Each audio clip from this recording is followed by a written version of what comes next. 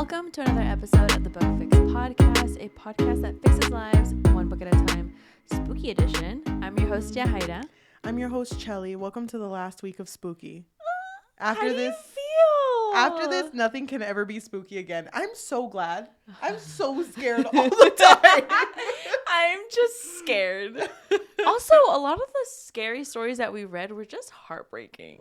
Yeah, so they were. sad. I know. But I thought I was going to be spooked, not crying. yes, but I still feel spooked. So I'm spooked and crying. I know, literally. So today we are going to be talking about a few stories and a collection of stories from a book called Our Shadows Have Claws. Yeah, which is 15 Latin American monster stories. It's written by different authors. And we only picked a few that we're going to talk about today. Yep. Go read the whole book. The first one is titled ¿Dónde está el Duende? By Jenny Torres Sanchez. The next one's Dismembered by Anne Davila Cardenal. And then Bloodstained Hands Like Yours by Gabriela Martins. And the last one is La Pata Sola by Raquel Marie. There is a lot of other short stories in this one, so I do recommend if you want a bit of spook, maybe give this one a try. So we don't tell each other how we feel about the stories that we discuss, but this time's a little bit different because it's a short story collection. So go ahead, Shelly. What do you think my overall thoughts of, like, my vibes? You know I what guess. I think would be a good way to do this instead? Okay. Can I say out of the 4 we're reading, which one is your favorite? Okay, hold on. I gotta think about yours. I know which one's your favorite. Okay, I think your favorite's going to be Dismembered. Okay. No explanation. Slay. Because she's Slay, dismembered. but rest in peace. Is. Well, I mean, we're being honest. Okay, anyway, I think your favorite is gonna be La Pata Sola. No explanation needed. Okay. Can I have a runner-up though? What do you mean? Can I have a, just in case I'm wrong? Okay, go ahead. It's only 4 and I'm like panicking. I think you also like ¿Dónde está el Duende? Okay, sounds good. You know what's something funny? What? It's funny because you and I don't speak Spanish with each other. But I feel like in these episodes, when we're reading something that has Spanish in it or written by a Latin author, it kind of like just sneaks in. It comes out. Well, I feel like you and I, especially with our jobs, we've had to speak more Spanish. Oh, yeah. And then I always speak Spanish with my boyfriend and his family. Not perfect Spanish. Don't get it twisted. But like I feel like I'm more used to it now than before when we were younger. Yep. But we still don't speak Spanish to each other. Not really. No. If we do, it's rare. But like, sometimes we just throw it in there. I Yeah. feel like that's going to happen with this episode. Mostly with the first one we are talking about, which has to do with a fucking duende. Yeah. So I did write a summary for this one. Do you want me to say the summary? Yeah, I won't cry. Go ahead. Okay. ¿Dónde está el Duende? Is a short story where Miranda and her family visit her aunt and cousin who live in Florida because her cousin has been acting a little strange and a little distant recently. While visiting, Miranda notices the emptiness in her cousin's eyes, but what really worries her are the scratches on the walls that keeps her up at night. Damn. So before you read this, did you already know what a duende was? Yeah, I had heard of it. But, okay, the thing is that I had heard of it, but I didn't exactly remember 100%. Okay. Do you have a duende story? I don't have a Duende story. I have a duende story. You do? A little one. I don't even remember, honestly. I have such bad memory. So what I grew up knowing was that a duende is just like a little guy. A little dude. A little dude. And in my mind, I thought if you like grabbed like a 30-year-old man and clicked shift and clicked his image and shrunk it. Dude, yeah. That would be a duende. Because they're usually like 3 feet tall. But they look like just grown-ass men. And basically, duendes live in the walls of children's rooms. And when you're asleep, they like clip your toenails. But if you don't have any, or like I guess if it's not outgrown, they like take your toes. Not the toe. Yeah, it's a thing. It's a thing. And I know that that by heart because I remember my mom used to offhandedly say like, careful for the duendes. Yeah, I remember my mom saying stuff like that too, but I don't remember her explaining why. I just didn't care, I guess. I was like, yeah, I will watch out for him, whoever he is. Well, when I used to live in the Yeehaw state, when I used to live Texas. there, our house was right off of like this.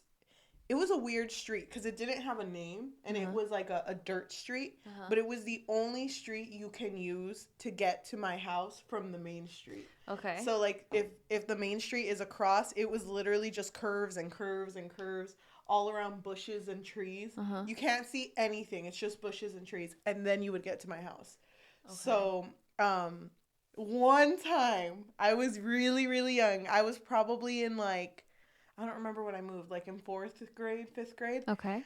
My mom saw a little guy just carrying like a piece of tree. And that's it. She was driving by and he was barely like finishing crossing that dirt road, and he just had a piece of like bark on his shoulder. And just like was walking into the bushes. And like she drove, and then she looked at it.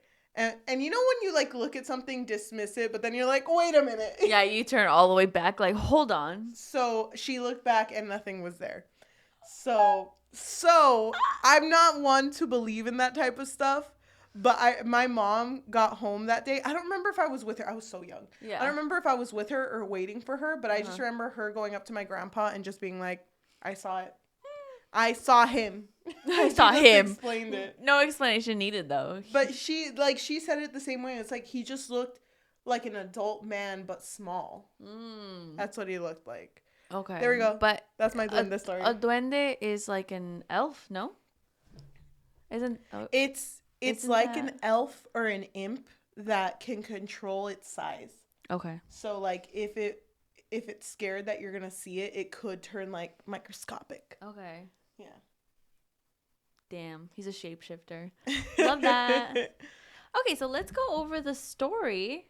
Since I gave the summary, do you want to start us off with what happens in the beginning?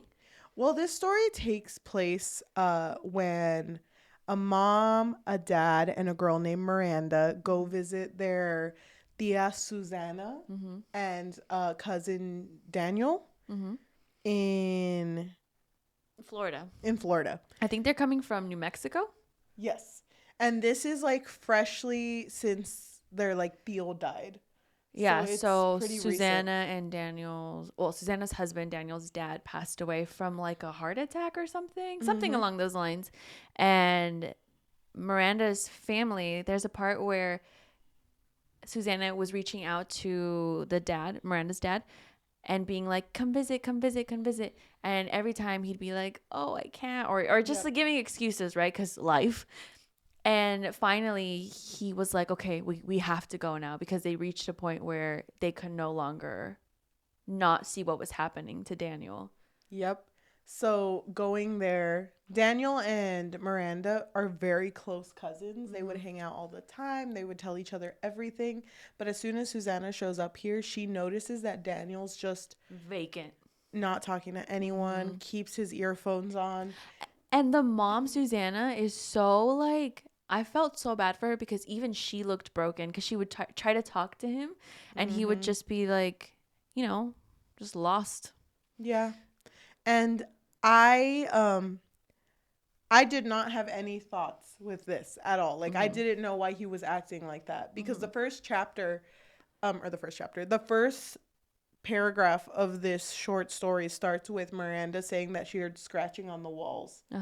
And then I kind of dismissed what was happening to Daniel, because I was like, oh, he's probably going through mourning, like he just lost his dad. Because they also assumed that too, that maybe it has to do with the dad. So I just thought the whole him having that would just be a part of him, and then she was gonna go through like a duende moment. So a duende transformation, a DM, but it gets weird because there is a part where Daniel and Miranda are sitting in a room together, and Miranda's like, you need to talk to me. Like, something's obviously going on. Something's bothering you. And you need to tell me. She gets agitated. So doesn't she like throw something at him? Because she's like, oh my God, I think so. You're being so mean to your mom. Oh, because the mom came in. Yeah. And the mom was like, sorry, Miranda, there's no other rooms for you to stay in. There's no other like spaces. It kind of felt like, oh, she wanted Miranda to stay in Daniel's room to maybe like talk to him. Because then she kind of like hinted at him, right? Like, oh, like have fun. Or I don't know what she would say, but she kind of made it obvious that she wanted Miranda to try to get to the reason behind Daniel's sudden change. And one of the first things that Daniel says to her since they've been there is him just going, who even are you? Yeah, but doesn't he say in like a really weird, like, he's just curious. Like, it doesn't sound like someone who's trying to pick a fight, because her response would have been like, who are you? But she didn't say that because it didn't feel like fitting to the moment. Oh, but one other thing that I wanted to say is that his appearance, he is pale, even though he has very tan skin, but he's very pale, hasn't been outside, and his fingernails are dirt encrusted. Ew. Yeah, so digging. He's been in the trenches. Oh, yeah. Okay, so I didn't like this story, or I want to say it in the way that how it made me feel. I fucking hate duendes. So when it got to the part where like she was asleep in the same room as Daniel, and then she started to hear that someone was there, I was like, but she would also hear scratches on the walls too. But there was one that was like, it was because the scratches was a continuous thing. But Susanna, which is the Thea, was like, oh, share a room with Daniel because the other room's not ready, which it obviously would have been because whatever. But there was the night where she just heard a bunch of scratching, and she felt as if something was like clawing her brain and scratching the inside of her brain. Shelly is stressed right now. I hate that shit. Yeah. Because she woke up the next day, fucking Tia Susana pulled out the papas con huevo, and she's like, Tia... It's not hitting. It's not hitting. I don't remember what this food's called. No, but she's just kind of like that. She's like, so tired. And she feels like it was a dream because she can't remember what happened. Yeah. And after that moment, after that first night, then Daniel starts talking. And then he's like, do you remember when we did this? You remember this? And then now it's the opposite. Now it's Miranda who's not talking. Yeah, and Daniel is more included. And they even wanted to do something fun that day. I don't remember because Daniel was so different now. So obviously the whole family was super excited. They were like, oh my God, let's go over here to this center. Let's go over here. Let's go do this shopping over here. And Miranda is so like depleted. Like she doesn't, like Chelly said, she doesn't remember why. She doesn't remember what happened the night before. But she's just so depleted. She even tells them like, oh, is it okay if I just stay behind? I don't know. I'm just really exhausted. I didn't sleep well. And obviously, Susanna, being her tia, she's like, oh, are you okay? Like, what's going on?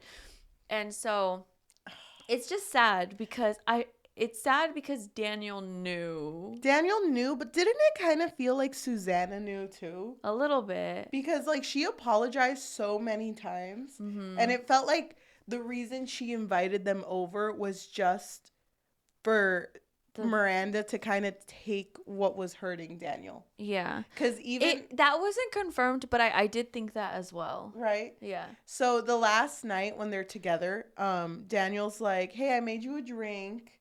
And like Miranda's not reacting. But then when he brings the drink over and it has a bunch of mint leaves, now she's like, oh my God, yes. And so she's starts like, eating. Menta. Yeah, she starts eating all this mint.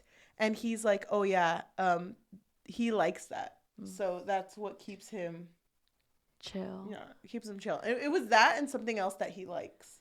It was just like being in nature, no? Like something with nature. Yeah. So it was like, yeah, I'm so sorry, but thank you, Miranda, for saving helping me. He said for saving me. Yeah. And she was like, I can't hear you eating all these mint. Yeah, like Miranda at that point didn't give a fuck. No. She was just like, keep them coming. Can you get me more? Because this is some good shit, right? I do want to read. I'll translate it. But when she fell asleep, she heard a song that was sung by a bunch of kids, a choir of children. A choir of And children? That's fucking scary. It's in Spanish, but anytime there's like a choir or children, I'm like, both? No, it's scary. So translated, it says, where is the duende? In the bush, in the wall, in your head. Sorry. In the forest, in the wall, in your head. There's where the duende lives. Yeah, there is where the duende lives. What does he do? What does he do? What does the duende do? Steal your memories. Steal the memories of kids. Because that's what the duende needs to live. Mm-hmm. So, and it sucks because she's just like feeling, just clawing in her brain. It just seems very freaking disgusting. Like, you've ever had an itch that you just can't do this to me. You're like, I'm itchy. I hate it. I'm not even a child anymore. I'm 27 and the duende's still gonna come for me. I fucking hate this shit. So when she wakes up the next day, I kind of like how this part's written. She can't even like recognize her mom and dad, so she calls them like man and woman. Yeah, we're doing this. The memories are being stolen. Yeah, and the man and the woman are saying like, we can't keep Miranda here. She's going through the same thing that Daniel's going through. Yeah, that went through. And they're mad about it. They are, and Susanna's just like, you're gonna blame that on what Daniel went through. It's not even relevant. Sit down. Have some cafecito with extra mint. Like, extra mint? Yeah. It's just in everything. Taco de mint. So, like... Wait, why didn't they do that? I know. The mint should have been on everything. But they end up taking Miranda home, and on the drive home... Well, they don't take her home. They don't reach home. But they try to take her home. They try to take her home. She still doesn't remember. She's just like, this man and woman took me in their car and we're going somewhere. I'm trying to talk to them, but I can't talk. But then when I guess she realizes what's happening, she starts to like freak out and go like, take me back. Yeah, it kind of gave me like Exorcist vibes, you know, where it's like she's completely possessed because of this duende. And then doesn't she also...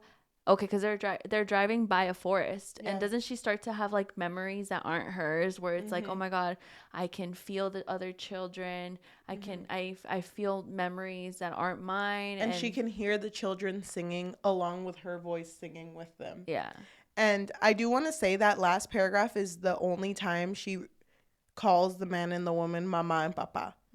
So I don't know if she's remembering again, or what's going on there. But I don't know. Yeah, that's a good, because it says mama and papa hold me tighter as we watch the glowing green dim, as the scent of sulfur dissipates, as the sound of children's voices grow fainter, but I still hear them in the distance singing El Duende's lullaby. Oh, because I think somewhere in all of them I recognize my own voice far, far away. I think it came out of her. Yeah, it spills from my lips. So, yeah, slowly it came out of her, and it's probably just going to go back to the forest. Yeah. Because there was no forest, there was no mint. So, why is he going to stay? Yeah. You know? Yeah, like, why does he care? I think he just kind of, like, compiles all of them together, no? I think. Even if they go back to how they were, because I'm sure it would have been cool if she would have said, and I hear Daniel's voice, too. That would have been... the nail in the coffin. But I think Daniel passed it on to her. No, I know, but right? But the way that I'm taking this is that he just has all of these memories that he took from the children. So you would have wanted Daniel there, like ooh, the Hannah Montana. Ooh, whoa, whoa. I don't even fucking know that. Yeah. I don't fucking know. Daniel, that kind of slap. Fucking Daniel with mints, just like dollar bills. It's I just want to say that this story like fucked me up too, even if I didn't have a personal experience with a duende like you did. But it wasn't even mine, it was my mom's. But I mean, it's still close enough. But I feel like that last part where she could feel or hear her own voice, I was like, oh my God, that's fucking scary. That is scary. I fucking hate that shit. I hate that shit. I'm trying not to look at that mirror that's right there because I'm just like, oh God. You need to get rid of the mirror in here. It's so, I know. The only mirror to it, it's so fucking tiny. like this big. Wait, can I tell you something? And this is just a story to share. So my friend moved into an apartment recently, and when she did the walkthrough before she signed the paper, they were like, "Hey, by the way, there's no mirrors in your bathroom." And she was like, "Then put mirrors in my bathroom." Like, I'm not gonna sign until you put a mirror in my bathroom. And the guy was like, "Oh, I mean, yeah, that makes sense. Yeah, it makes sense." So then he hired like a person to put a mirror in the bathroom, and the mirrors got ordered, whatever, and they had gotten a really long mirror because the front, and then they got a medicine cabinet. The mirror that like opens and whatever. So they got those two. But the big mirror didn't come in the day that the guy was supposed to build. So all he had was a medicine cabinet. And apparently he was really young too. So he was like, I mean, if she wants this mirror. So that whole wall just blank and one little medicine cabinet in the center. She was like, he built it into my wall. Like, I can't take it out. So now, like, her bathroom is literally, like, one medicine cabinet. So in front of her sink, what she's looking into is the medicine cabinet. And it's the same size. She lives next door. It's the same size as my, where my huge mirror is? Just imagine where my mirror is in the bathroom, just a little Oh my god! Thank you. That's a big wall. That's a big space for just one little medicine cabinet. So she's like, how am I going to take my mirror selfies? Like that, you can see all the blank wall. It's just really zoomed in. I don't know why I brought that up, but I just thought that was really funny. That's hilarious. I feel so bad for your friend. Yeah, I do too. Well, at least she doesn't have to deal with a duende. So, how did you feel about the duende story? I feel like this was a solid start to this episode, right? Like it's just a really strong story, and especially because, I mean, it's a prevalent thing in our culture. It is. Unfortunately. And in my life. Just like, something we didn't talk about? Every collection that's in this, or every story that's in this collection, has an art piece that goes with it. Oh, yeah. At the beginning of the story. Cool. And for this one, it's a picture of Miranda sleeping, and you can see hands coming out of the wall with little mints, with little forest stuff. Aw, cute. Just scratching into her brain. Queen. It's kind of gross, actually. I love the art pieces. I was too scared to look at them, so I actually went to the library. I'm just looking at them now.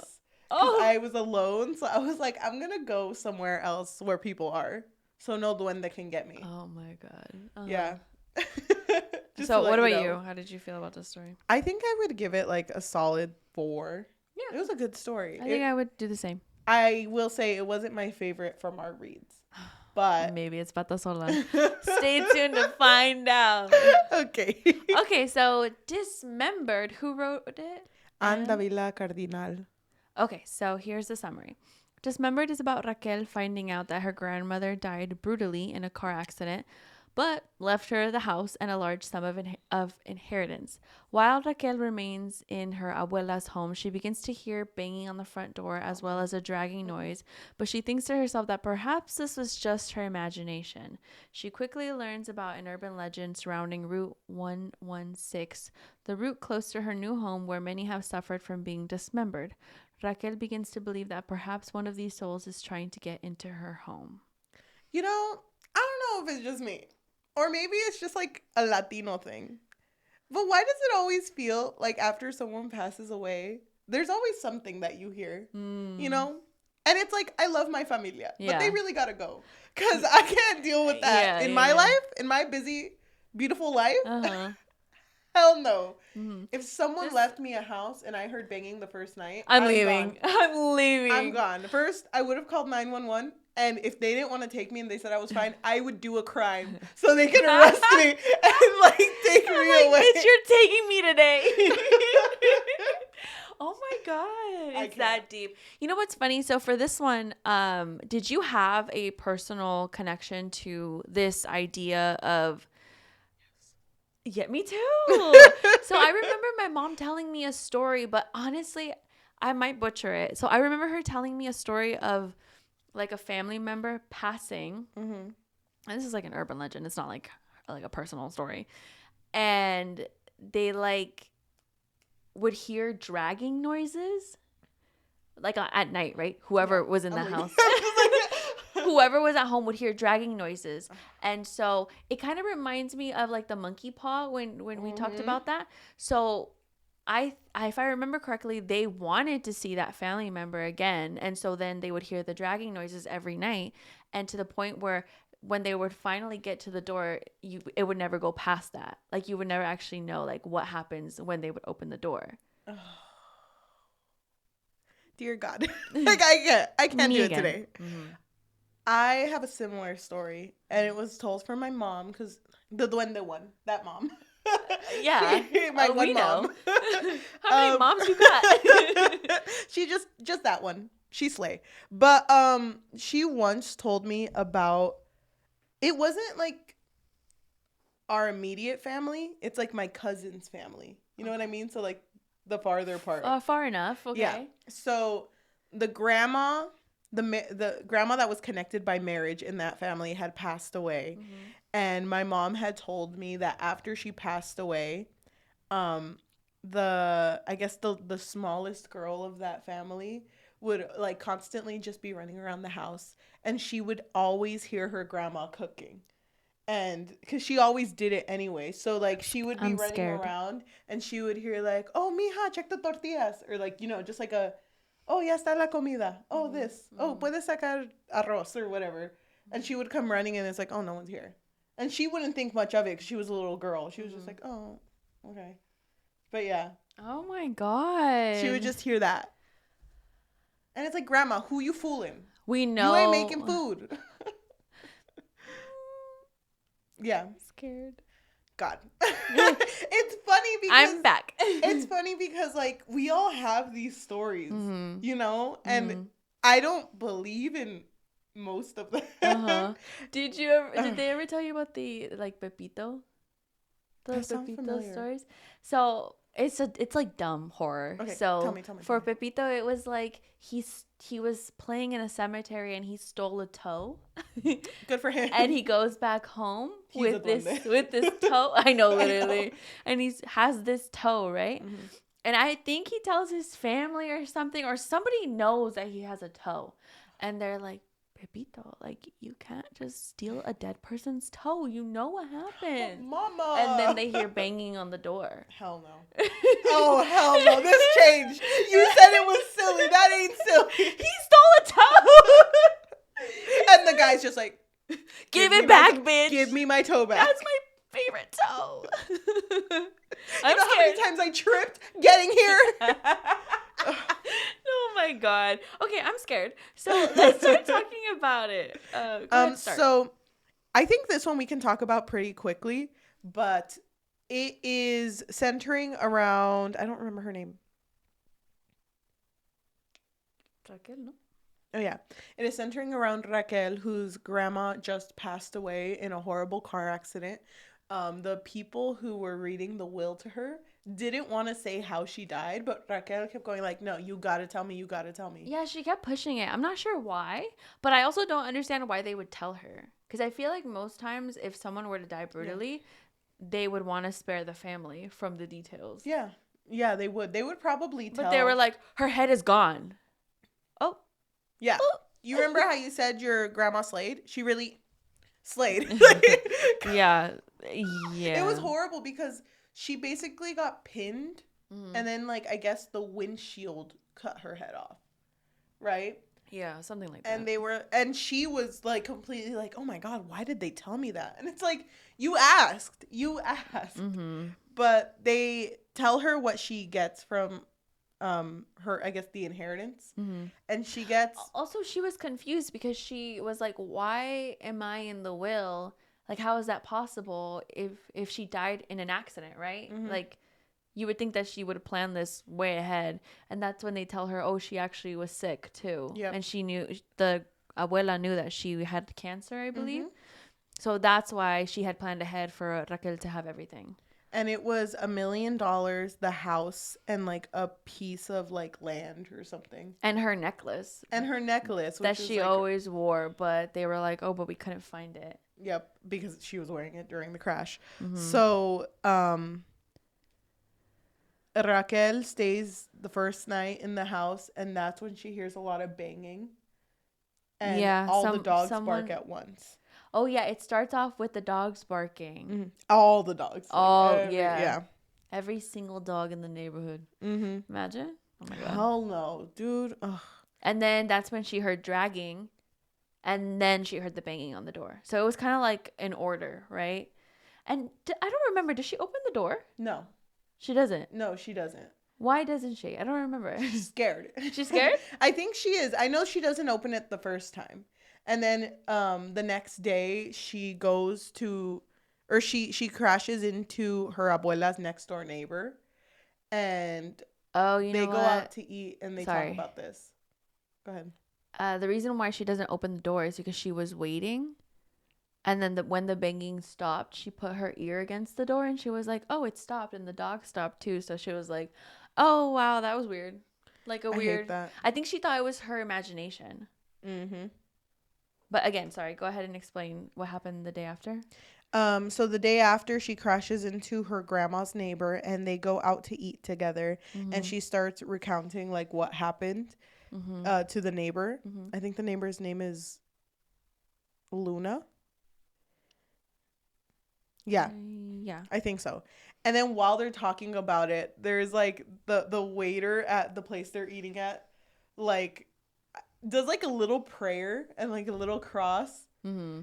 And Raquel is like, what the fuck was that? Yeah. What the fuck was that? And they basically tell her that this is urban, it follows the same beats of an urban legend that everyone in the town knows about. Mm-hmm. And Luna doesn't really like want to tell her, right? She's no, she does not. Oh, it's just this weird story going around, but don't worry about it.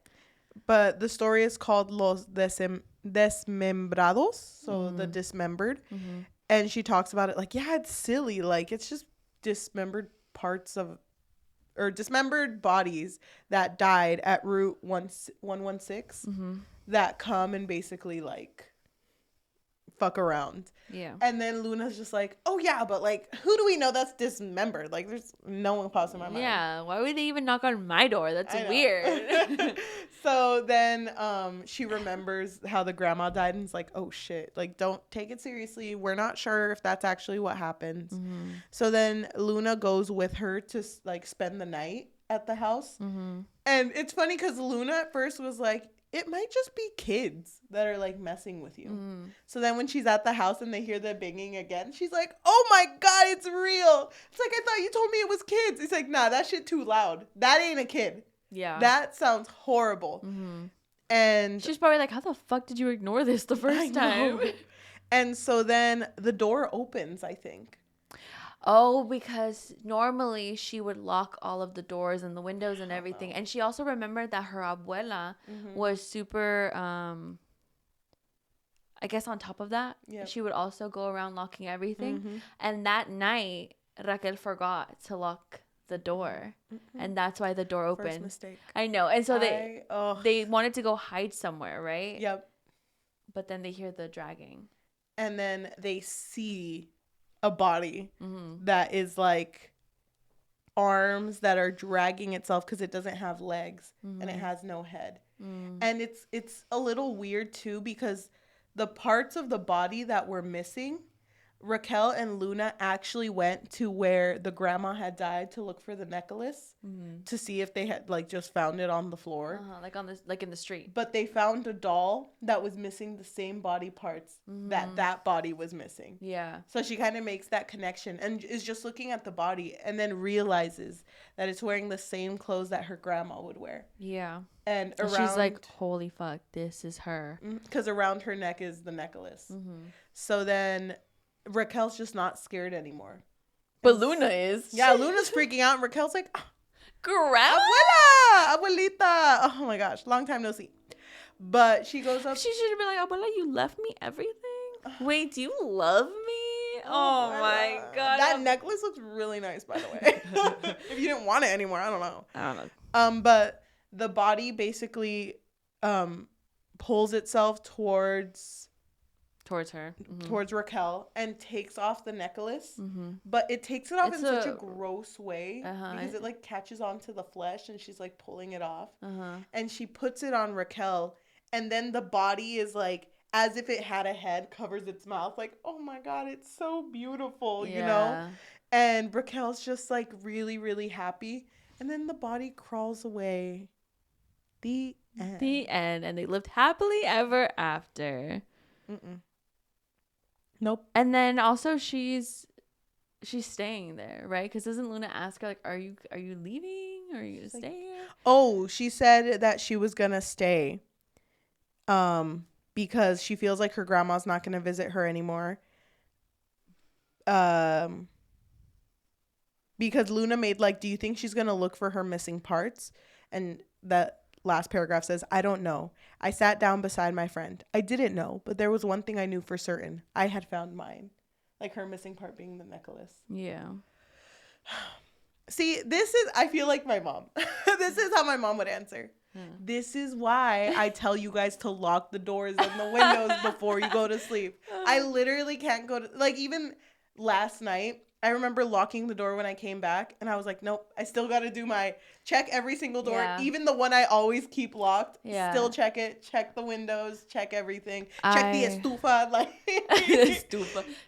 No, yeah, I agree with you. Like, you just never know. Hell no. I don't understand how she could have forgotten that. I feel like I'm always thinking, did I lock the door? Did I lock the door? Yep. What would you have done the first night, though, hearing all that knocking? I think I would have ran to my room, said a prayer, and then left the next morning. I don't think I would have stuck around, honestly. But I'm kind of a chicken, so. I don't know if I would have slept that night. I don't think I would have either. I would have been in my room. I would have called someone immediately. And I would not leave until they came, you know? And until they came to the door. Like, I can't, like, I'm not even going to walk outside. Yeah, because you just never know. She might come get me. and if I got to the second day and I saw a family member like that. I think I would need a lot of therapy. Yeah. But, I mean. But Raquel's chill. She's fine. It didn't really bother her. Like cool girls. What was the next one? Oh, this story, fave. This was my favorite story. Because I'm just so like, oh, she shouldn't have done that. She shouldn't have done that. I would say this one's my favorite too. Really? Yeah, I feel like this one was the one that I felt the most like connected to. I think this is the one I guessed for you, right? Yeah. Okay. In terms of like, just stories that I've heard before, you know, from my family. This one was the one that I felt. That's why you lock your doors. Yeah, so true. I wouldn't have guessed this was your favorite. Interesting. Okay. It's not the pata sola. That's fucked up. That's what I thought your favorite would have been. That would have been my second guess. Oh yeah. Pata sola. Well, honestly, I didn't even know what that name meant. Now I do. Well, we'll get there. We'll get there. Don't jump ahead. Okay, so the next one we are talking about is called Bloodstained Hands Like Yours by Gabriela Martins. Okay, so... Martin. It doesn't have an acento, so maybe it is Martins. Okay. Anyway, Bloodstained Hands Like Yours is about Olivia and her friend Jenny. Both were orphans, but Jenny was adopted into a family while Olivia was not. And now she's 18. She is forced to survive in the streets. There's word of a creature that appears at night and is slowly killing off other homeless people, gradually getting closer to Olivia. It's weird because I feel like we could talk about this story pretty quickly. Olivia is visiting, right? She's doesn't live there anymore. She's visiting. Yeah. So she is an orphan, and she decided to stay at the orphanage where she used to live, right? Isn't she staying in like I don't remember exactly where it was, but it was like a certain spot that was a hot spot for homeless people. It's not the orphanage. It's like maybe it's near it. Right? No, you're right. It is because it's on the the street, right? That's why she would always look at that one older lady and was like, "Damn, she has the best blanket." Okay. I misunderstood. You're right. She is staying there because she recognizes the spot, and it's somewhere because so many homeless people go through there. Like, she really doesn't know anyone, but she's like, but I know everyone. Mm-hmm. You know, it's that type of area. Yeah. But this old lady, her name is Carioca. She basically tells her, like, you gotta go. Because remember that one dude? The one we hated because he always ate all the food? He's gone. He's dead. Or he's missing. But no, he is dead. He is because dead. she says that what's his name again? The Corpo Seco, like, ripped him apart. Corpo Seco? Isn't the dried body? Yeah. Isn't that his name, though? Probably, I believe. Yeah, Corpo Seco. Corpo Seco. Yeah, so dry body is his name. It's so funny because, like, if you don't know Spanish, it's like, ooh, that's a scary Corpo name. Seco? Oh, pata sola. You know? So don't talk about pata sola yet. even that one story we read last week, the one with the Wesuda. That's just like the bony lady, you know. So it's like it sounds scary. Yeah, this is the same thing I was telling you before we started filming. Like, I love Spanish nicknames because it could just be a dude named Tyler, and it's like almohada. It's because one day Tyler just forgot to bring an almohada to sleep over. It's like that's how. And then you call him almohada for the rest of his life. That's how nicknames start, and it's so like. Because one of my friends, I remember I went to her house and they call her Kach. And I'm just like, what? That's nothing like your name at all. And I never asked, but I just heard her like Kach. That's just her name. And the reason they call her that is because when she smiles, her cheeks go up. And cachetes used to be her nickname, but they just got tired of saying the whole thing. So they call her Kach. Oh, okay. And I'm like, that's the cutest thing I've ever heard. That is actually really cute. I love that. I want to give a nickname that is so sentimental like that. Give me a nickname. Go. Gotcha. I'm going to call you Chili. Oh, my God. Okay, thank you. Because my phone will autocorrect your name to Chili. I'm not going to call you that. Thank you. I hate that. I know you do. That's why I said it. You know what? We'll circle back. Okay. I don't know. What would you nickname me? I don't know. I like your name, so I would just call you Yahaira. Aww, I like your name too. But if I had to change it, no, I'm just kidding. But if I had to change it, I like pull out also, your name is kind of a mouthful, so. It's funny because I remember this one time at work. There was this one of my coworkers was like, I was on the phone with someone and like she gave me her name, like the spelling of her name, like her email. And she was like, and I had no idea how to pronounce her name. So the whole time she was just like, yeah, sweetie. Yeah, bud. You know, like. Oh, my God. And she spelled it out. And I was like, it's Yahaira.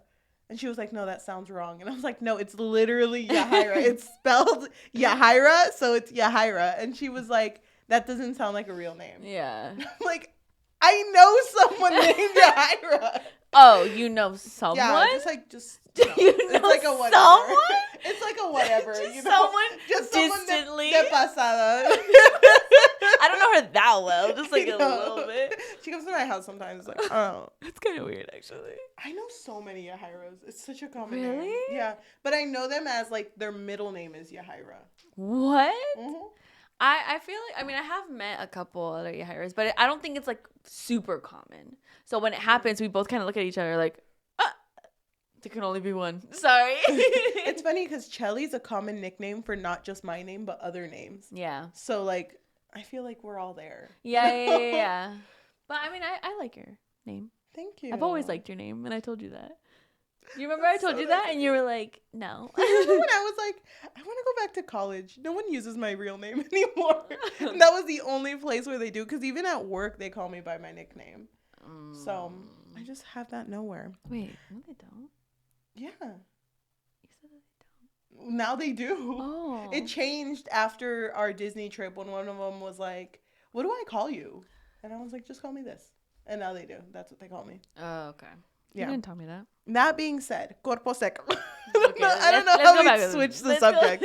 But it turns out. I can't with you. Okay, start over. Go on. Okay.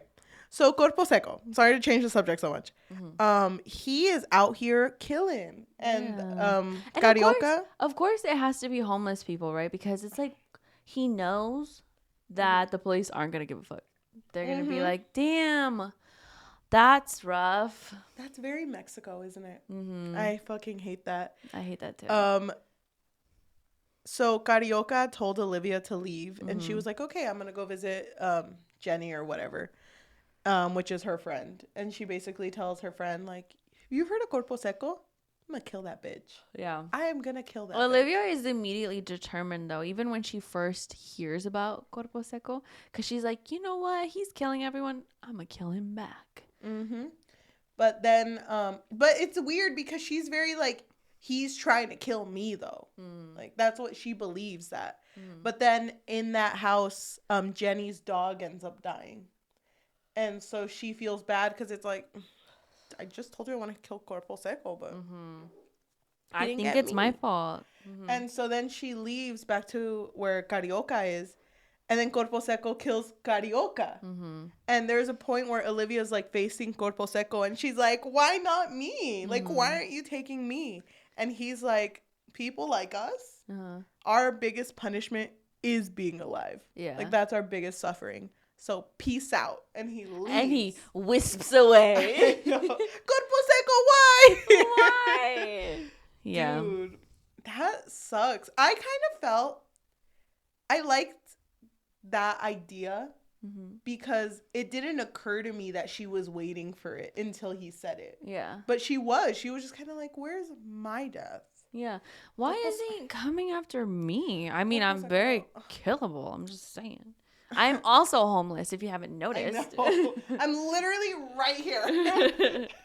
Yeah, she wanted to throw down with him. But then she noticed that Corpo Seco, because he said that, he is killing everyone who matters to her. So she immediately goes to Jenny's place, which, by the way, her and Jenny, they kind of love each other a little bit. Yeah. Well, more than love, they like each other. That's love is more than like So hold on. So when she goes over, her and Jenny, she tells Jenny, like, I have to kill him because he's killing everyone that I care about around me. And then Corpo Seco shows up and puts, like, his hand on Jenny's throat.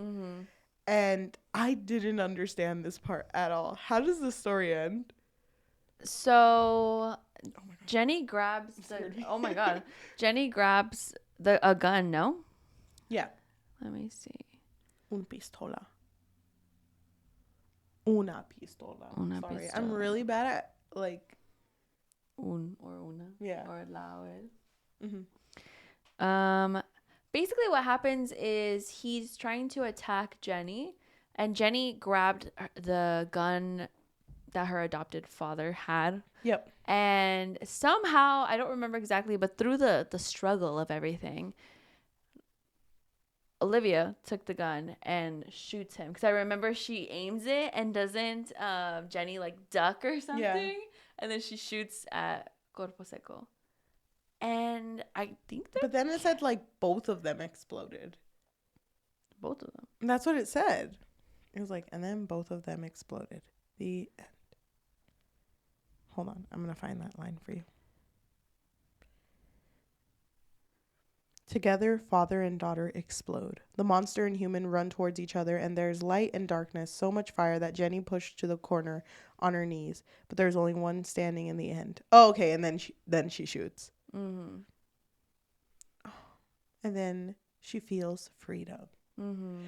It's funny because I was like, damn, is this the only one that we've read so far that has a happy ending?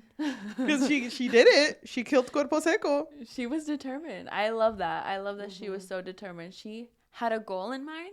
And she did it. She had her what is that called? Oh my god. What is that called? Dream? No. When people like vision board. Yes.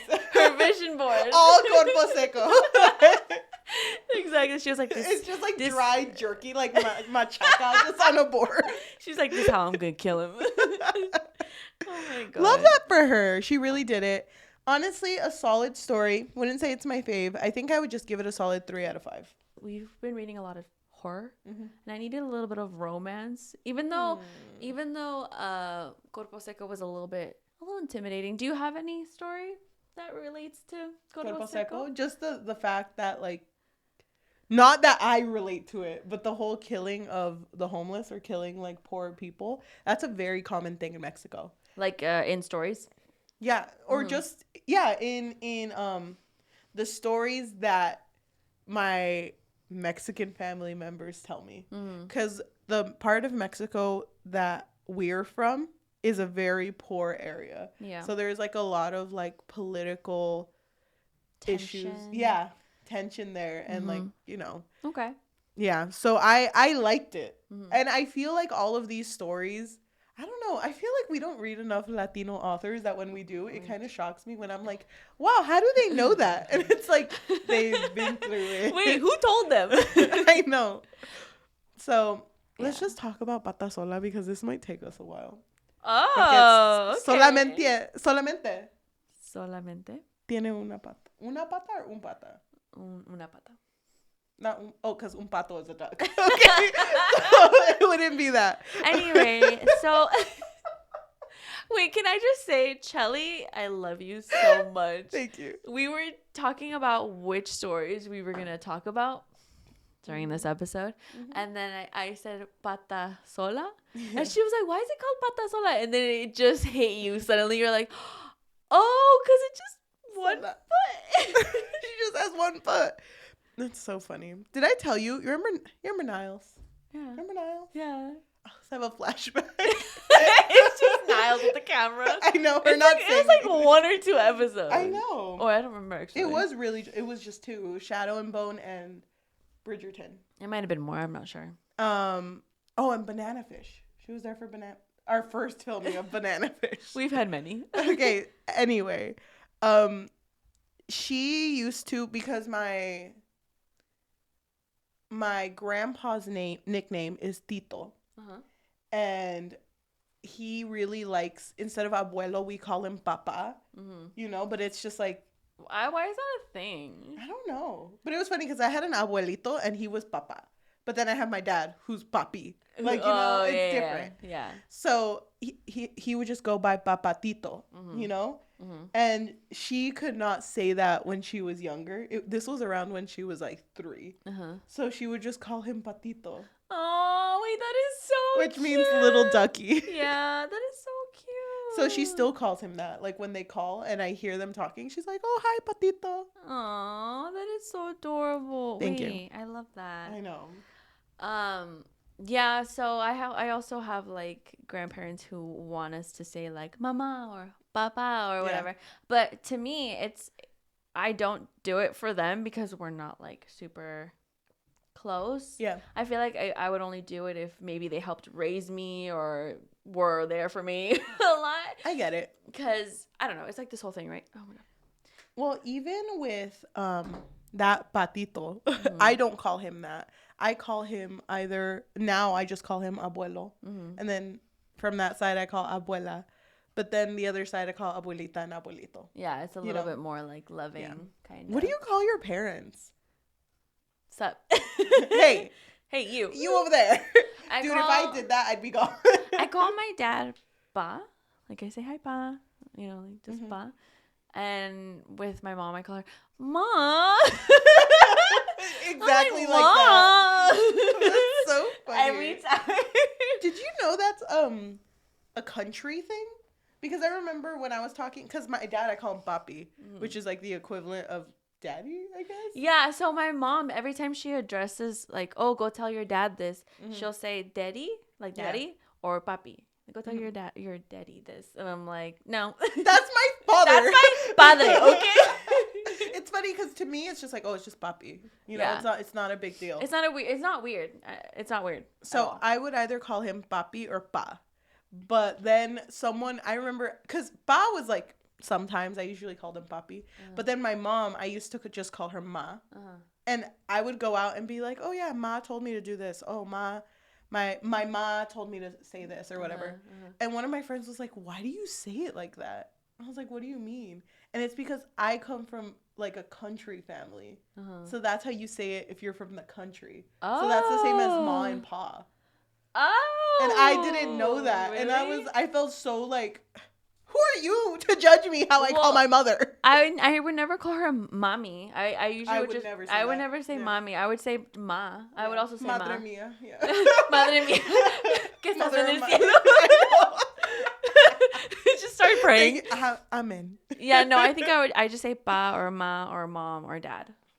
I'd never say mom or dad. You never say mom or dad? Mm-mm. Not in this religious household. It's not religious at all.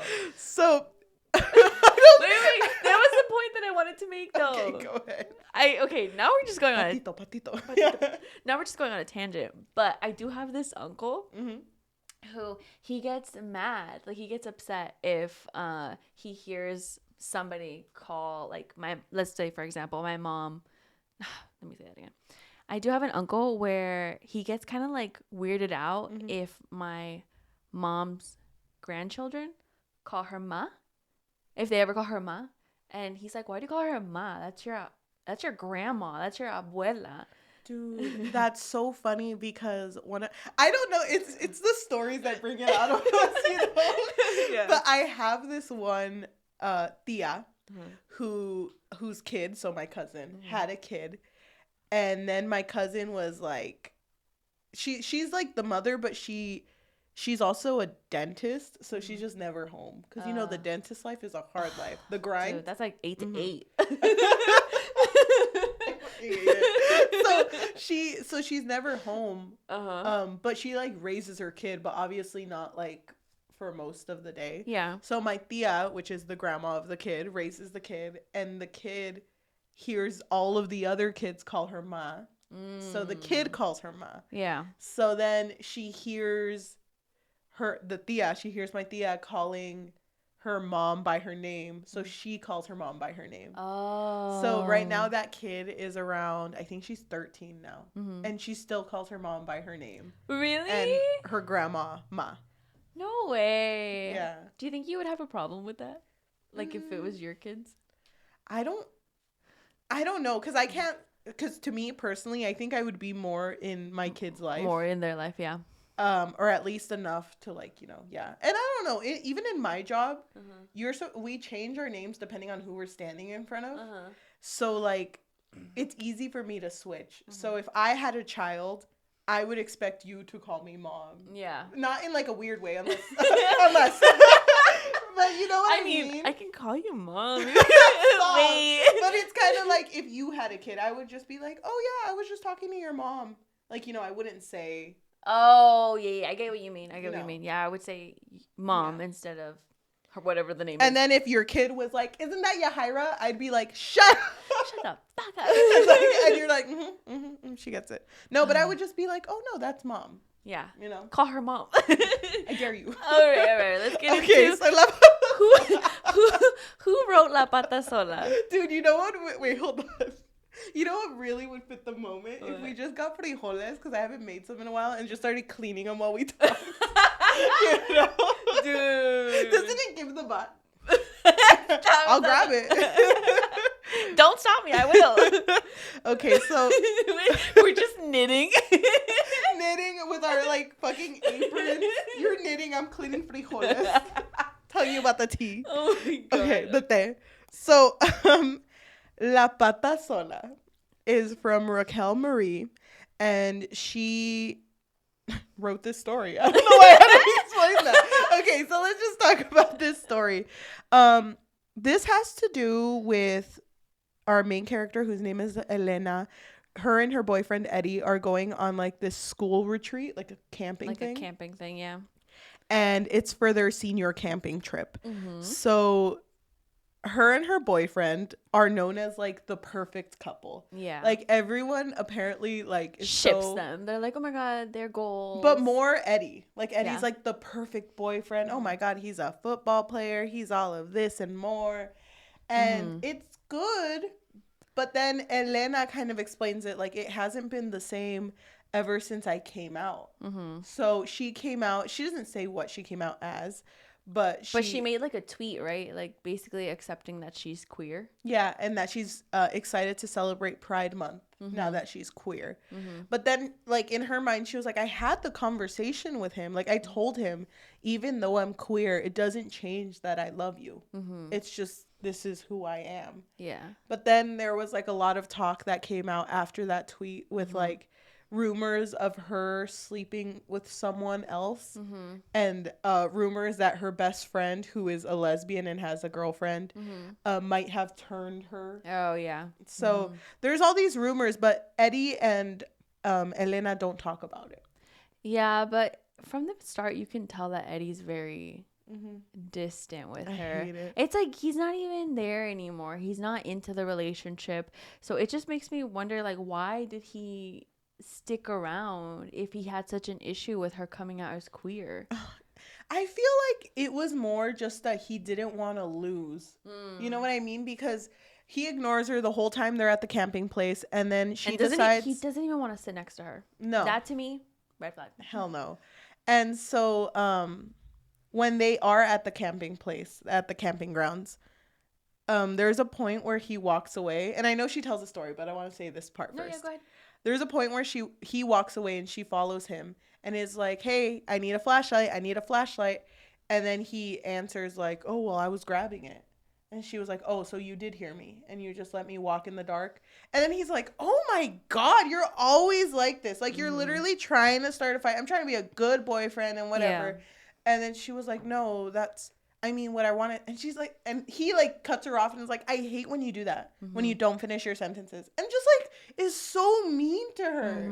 Dude, I would have left. But it's weird because isn't it right after that he like kisses her in a very heated moment, and she's just like what the fuck, and she pushes him away, and then he gets even more mad. He's just like, you know what?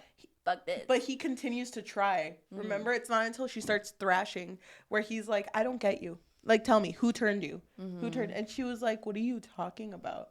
It's like, "Yeah, because everyone's talking about how you're the slut and I'm the idiot." And she was like, "Why would you say that? Like that, what are you talking about?" And so he leaves and she sees his phone in which there's a text message that there was a girl that wants to meet him in the forest. Yeah. And he leaves. So she's like, that's where he's going. That fucking bitch. So before that, she did have a conversation with all of the seniors, basically, that she has a really good, scary story of an urban legend of La Pata Sola. You want to talk about it? I don't remember it that well. Well, solamente tiene una pata. Una pata. One foot. This 1 foot queen. So it's basically about a lady who was really in love with her husband, but then her husband accused her of cheating because she was so pretty. Like that's what it was. Okay. So then I think her husband just left her to die. Yeah. And she did die. She got eaten by the animals there. Her leg got eaten and she just died. And then I guess nature felt bad for her. So it was like, any man, any cheating bitch that comes through here, I'll eat that bitch for you. Oh my God. So then it gave her the power Jennifer's to eat body. bitches. Yeah. Yeah, it is, isn't it? Okay. So Pata Sola eats cheating men. Honestly, I get it. Kind of a queen. I'm not going to hold it against her. Are we upset? No. But it's funny because that's such a scary premise. And even after she tells the story, everyone's just kind of like, so what's for dinner? Yeah. No one laughed.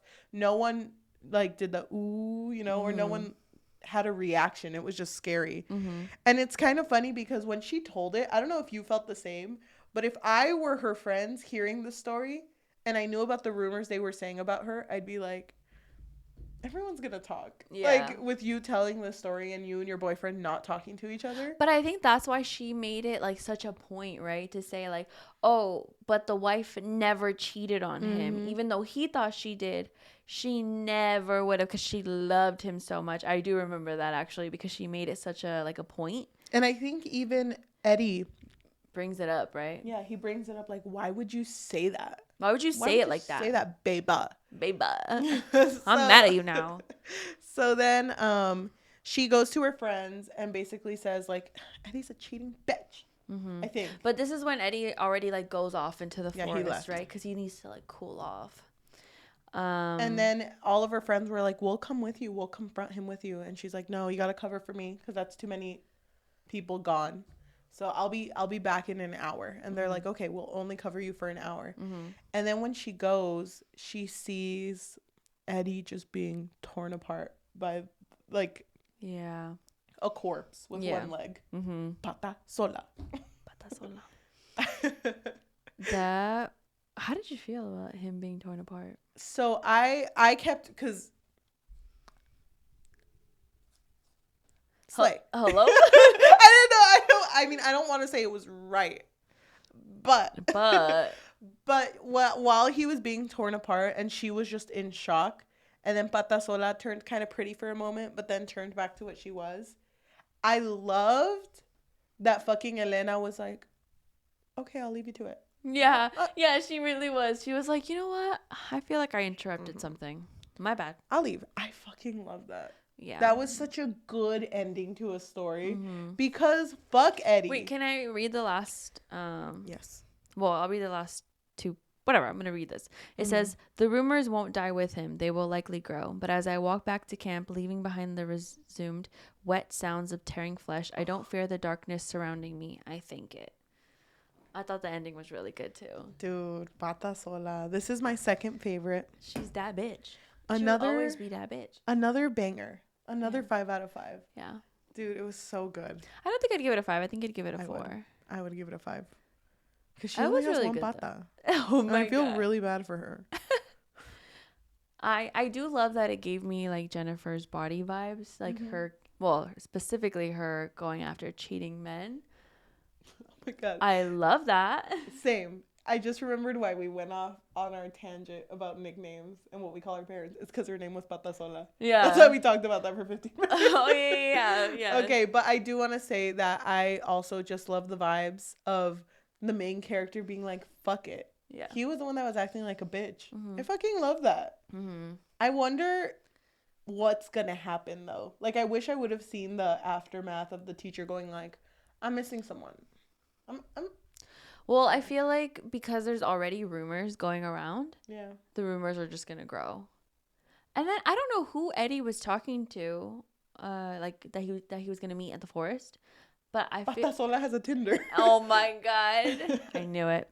I knew it. She may have one foot, but she has her hands. Yeah. Wait.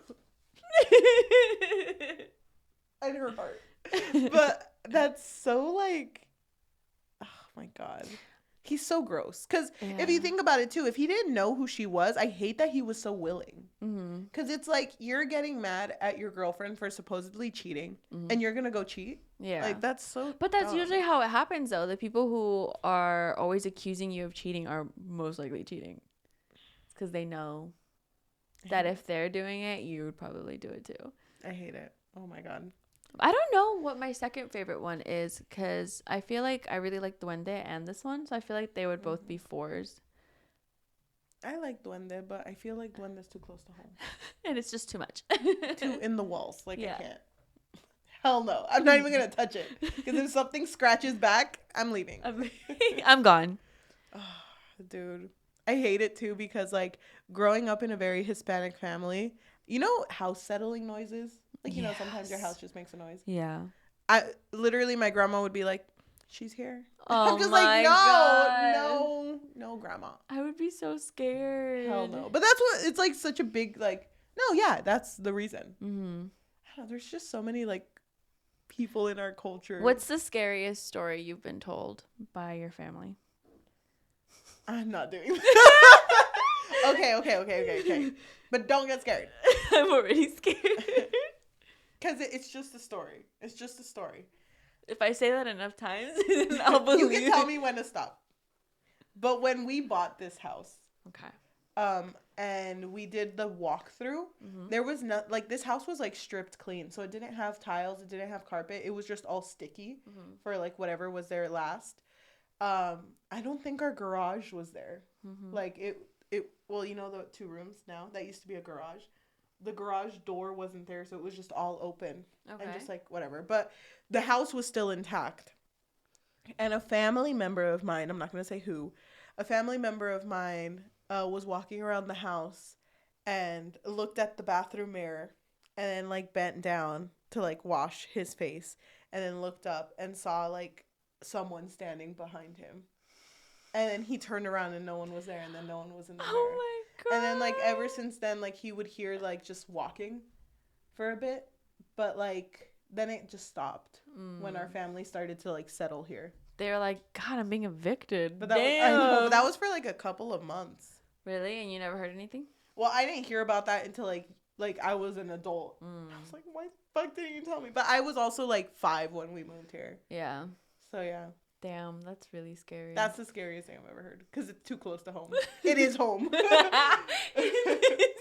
I feel like if I need to justify it, I feel like for me, it felt like whoever lived here before was just checking to make sure that the owners were gonna take care of the place. Okay. And then that's why they left. Yeah, because they were like, oh, they're chill. They're kind of nice, actually. Yeah. I kind of love them. That's what I feel. Like, it didn't feel like it was anything bad, I guess. Yeah, because you know how you can feel it. Mm-hmm.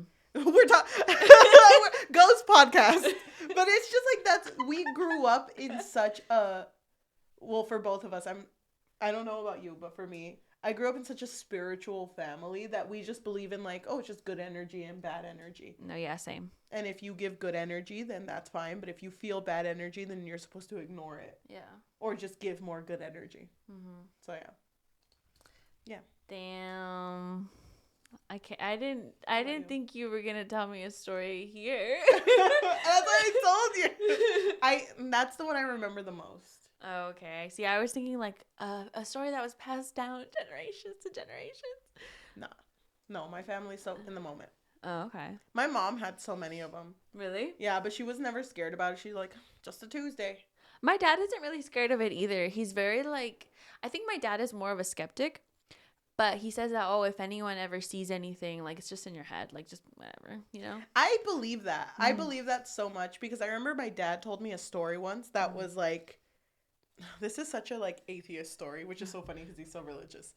But he once told me a story about, like, a guy who was in a shipwreck and just got like washed away to an island, and everyone at that island, or no, there was no one at that island, it was just him, and he was looking for like, you know, materials to like call for help and everything, and he found a really shiny rock, like just looked like a diamond type rock, and so he just kept it everywhere with him. And then after that he like, oh, he found food, he found shelter, he found that, so then he was like, it's the rock. And then I think he gets saved at the end.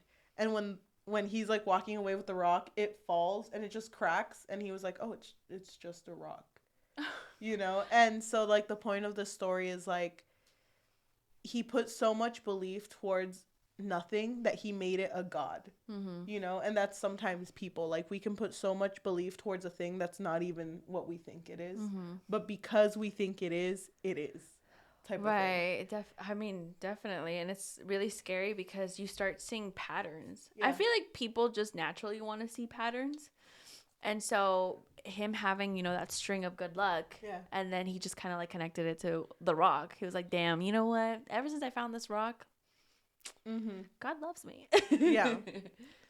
I don't think I've ever experienced anything scary personally. Thank God. None of your family has? Well, my mom told me a story once where they were living in like, I don't remember where exactly, but it was like either an apartment or like a small house.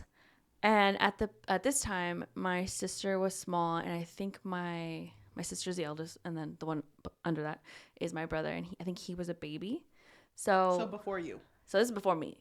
I wasn't even a thought yet. Before you hire. Yeah. So my mom told me that one time my sister would always mention like a lady walking around, and like that it was really cold in this like certain area of the apartment house, whatever it was.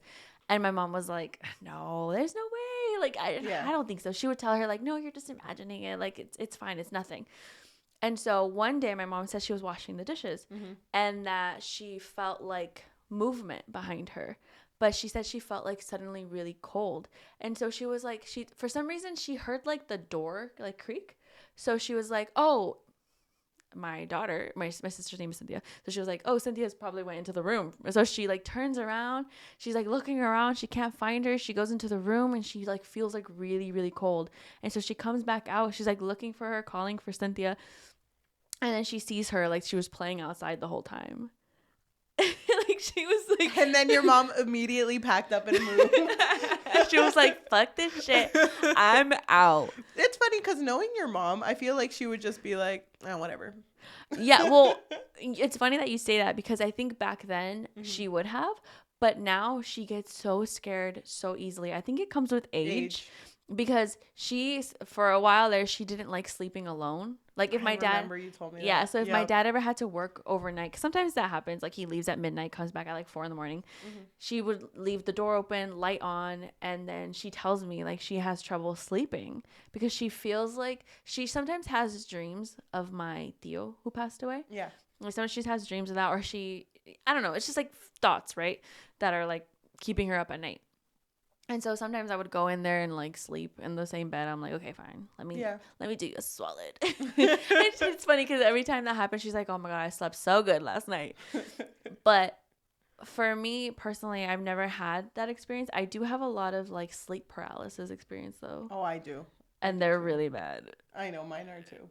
But now I feel, because you could feel when you're about to go in it and about to see something. Yeah, but I feel like when I feel that, I can't get out of it. Even when I'm like, well, I've gone out of it maybe twice. Okay. But I feel like my odds, it's like hit or miss, you know? It's so funny because for me, I only ever get sleep paralysis when I'm super stressed out. And you know how it's been recently. Yeah, you've been I've been super stressed stressed out. So when I feel it, it's because I'm sleeping on my back. And it's because of my stress, and I can feel myself get heavy, and my like breath get like super like you're asleep basically. Yeah. And then when I feel it, like when I feel like I'm already in dream state, something dreamlike is about to happen. Because for me, it's like there was this one instance where when my bed used to be here in this house, it was raining outside. And I was just aware that it was raining. And then when I started getting into sleep paralysis, I was like, where'd I leave the shopping cart? Like, that was just, like, my first thought. And then I was already in that dream. And when I felt that, I was like, nope, no. I need to get out of it. And then I just, like, I move my shoulder. Oh, God. And I, like, force it. Because you know how it's like, oh, I don't want to move. It's like dead weight, yeah. Yeah. I, like, force my shoulder to move. And then I just kind of sit for a bit. Like, just sit up and then let it pass. And then I go to sleep. But I go to sleep the other way. I feel like I get it no matter what sleeping position I'm in. Really? Yeah. Can I tell you the scariest one? Yes. Let me hold your hand. Okay, so this was when I was living in an apartment with 2 bedrooms. So it was two people in each room, right? So it was College? me. Yeah. Okay. It was me and my roommate, and then in the other room it was 2 other girls. So let me set up how the room was. Okay. So our beds were against like near the window on one wall, and then on my like end of the bed, I had my TV. Do you remember my gaming stand? And then I had my TV on it. So it's kind of confusing, but the wall kind of like ended right when my TV ended, right? So then there was like a little hallway. Well, not a hallway, but like the closet was there.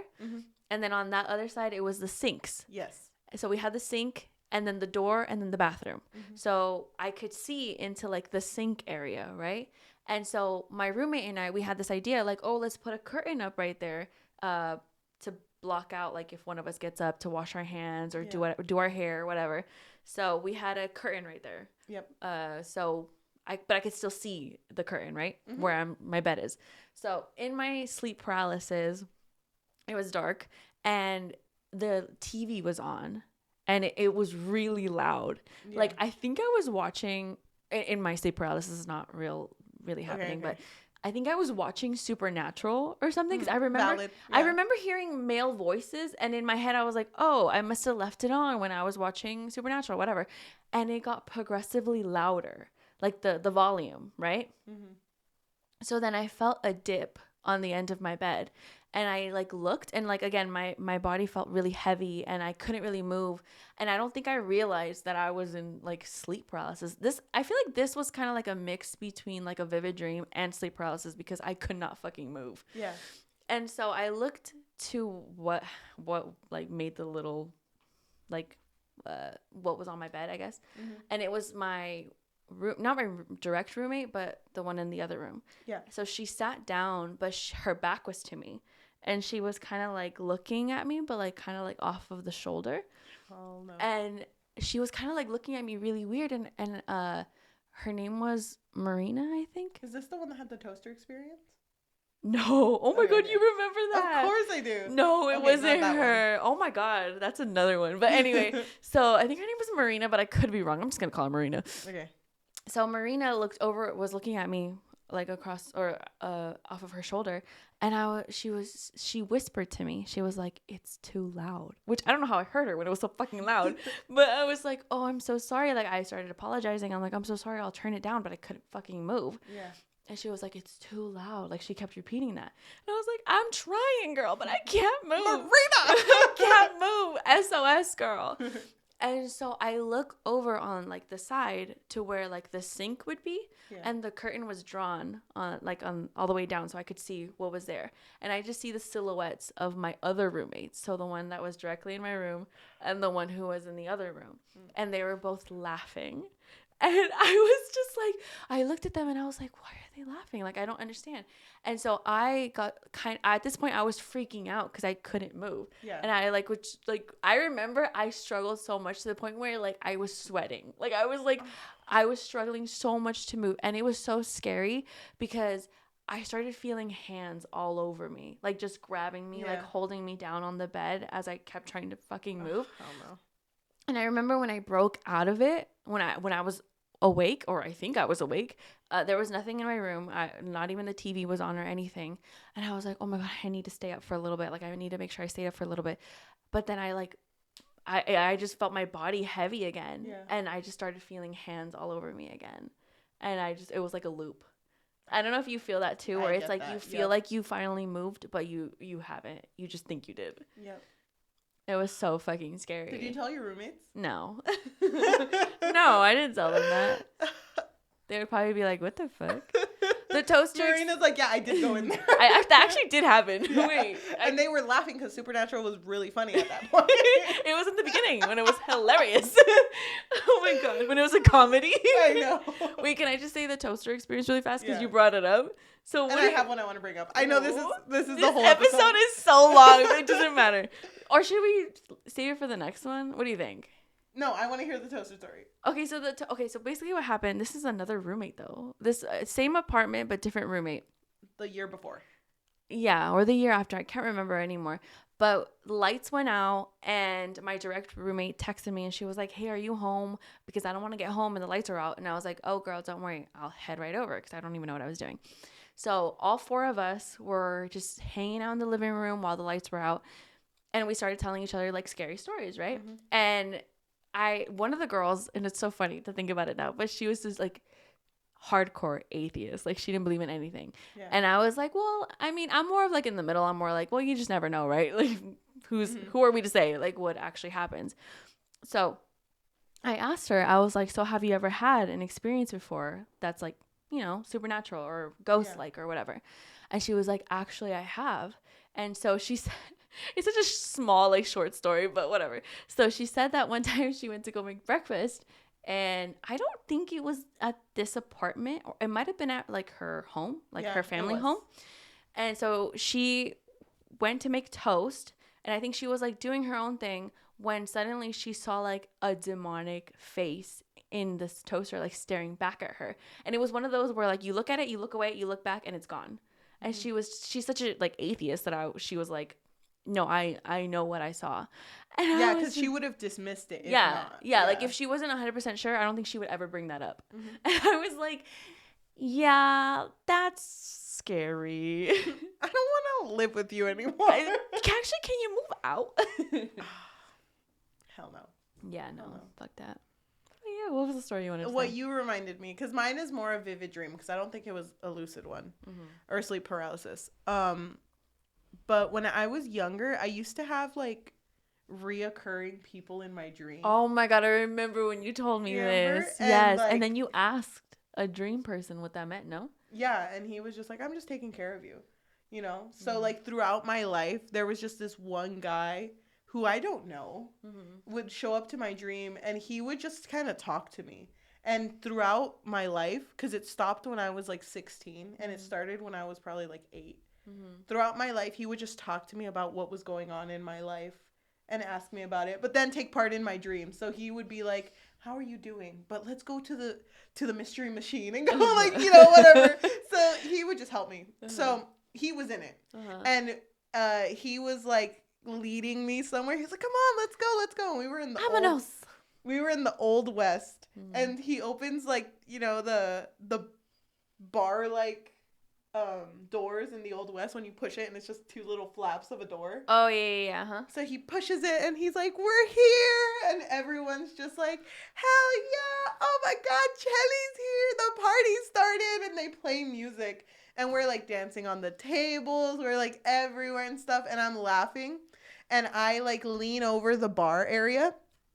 And I was like, oh my God. Like I'm talking to a lady that's there. I was like, oh my God, this is so much fun. And she's like, yeah, isn't it the greatest? And I was like, yeah, it sucks that it's a dream though. And like I remember saying that in my dream. And then she's just like, what? And I was like, oh, it just sucks that it's a dream. And then the music all just ends. Like a little record scratch? scratch? Yeah, the music ends and everyone at the party is like wherever they were standing, if you had like your cup up or if anything, they're just like looking at me, like serious face, and just like slowly just bringing their hands, just looking at me until everyone's just staring. And I look at my reoccurring person and he's just in the corner like, face palm? But very, like he looks very worried. And then I just wake up. Why do you think you kept seeing him?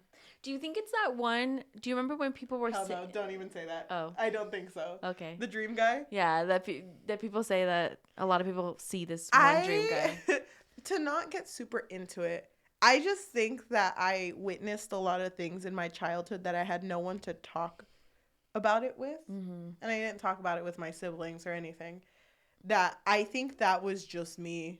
Like, because he kind of looked like Steve from Blue's Clues. So, like, and I loved Steve from Blue's Clues. Original Steve. Remember when he came back and said that, I'm sorry I left? Yeah. Oh, my God. So, I feel like crying. it was things that I liked that made him him. Because I also really wanted to be a detective when I was younger. Aww. And he looked like a detective. That's cute. So, I think it was everything I liked in one person. And so, when something really stressful was going on in my life, he was there to talk to me about it. So then my last dream that I had with him was in junior year. And we were at the beach that's nearby where we live. And we sat on one of the benches at the beach. And we were just kind of like just completely leaning back. We were just talking. And it wasn't about nothing. It was about college. And he was asking me if I wanted to go. Because it wasn't applying season yet for me. It was the next year. But I was like, I haven't really thought about it. Because my sister went, my brother went, and, yeah. And he was like, well, you can do whatever you need to do. And I was like, oh, okay, I'll think about it then. And we were just eating ice cream. And then he was like, I think this is going to be the last time that I come. Like, this is the last time I'm visiting. And I was like, where are you going? And he's like, I just have other places I have to be at. So just like, you're going to do really well and just take care of yourself and everything. And then I just woke up. I think I would cry. Yeah. Dude, I don't know. That's so scary and also comforting at the same time. Yeah, so I try not to think too much of it. Because if it was that dream man, I'm going to fuck that bitch up. I'm going to find him and just... Why are you in my dreams? Hell no. Because I've seen pictures of that guy online. But I don't like looking at it for too long because it's very unsettling. Yeah, I don't either. And that's not my Steve. Yeah, that's not the Steve I know. My detective Steve. Wow, we really derailed this episode. I feel like we should continue this on the next one, though. Yeah, we on our definitely final spooky season book. Thank you, everyone who's listening to us in audio form, whether that be Spotify, Apple Podcasts, Amazon Music, or anywhere you get your podcasts on. It means so much that you sat with us through this whole spooky season. I know, seriously. I can't imagine hearing this episode in the car if you're driving alone. I'm so sorry. I'm here with you, and so is Detective Steve. I can't imagine having to edit this alone. Hell no. Oh my gosh. We can edit it together, hand in hand, moving the mouse. I know. It's like, stop moving it. Why are you moving into that letter? So if you are listening to us in podcast form, if you can please rate us 5 stars, it makes a huge difference, and it doesn't take that long to do. So please, if you can go do that. Mm-hmm. And for reviews, if you are able to leave a review and just suggest a book to us, we are done with spooky season, so you would be suggesting for anything not spooky. I'm gonna ban spooky for a while. Yeah, same. I'm really scared. I think all the time. I need a break from it, but like I've mentioned before, I think it would be cool if we just kind of like sprinkled it in a little bit more throughout the year, and then really go ham during spooky season again. I agree. But honestly, I've been anxious a lot because of this. Me too. I am scared all the time. So if you want to support us and you have money, what's something they could do, Yahaira? So we did make a Patreon, and for right now, it really just serves as a way for our listeners to let us know that you really enjoy what we do here. I mean, we do 2 books a week. That's crazy. I know, seriously. And do you remember, I'm sorry, I just want to bring up, do you remember how we brought up, like, no matter what, we always have to read the books we talk about? Yeah, no matter what. There's other, never mind.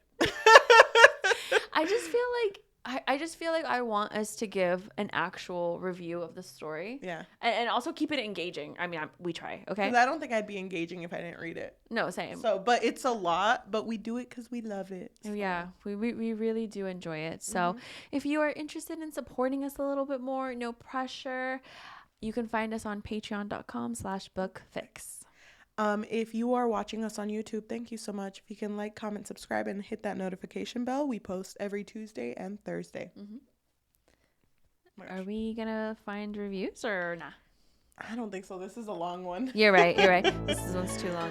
Thank you so much, everyone who is listening. Our last episode is going to be, our last spooky episode is Halloween. So we will see you on Halloween. Bye. I'm scared. Don't you think our last, oh, well, it doesn't really work. Dia de los Muertos. It doesn't really work, I guess. But episode 13 is a good, oh, I spoiled it. Is a good last one. No, I know. We're not changing it. I'm not reading another spooky book until January, maybe. No, even then, I need more time. I need to heal. I need us to, I need us to read like cute Christmas Hallmark. I don't know. Yes. Oh my Shit gosh. like that. I agree. Let's go.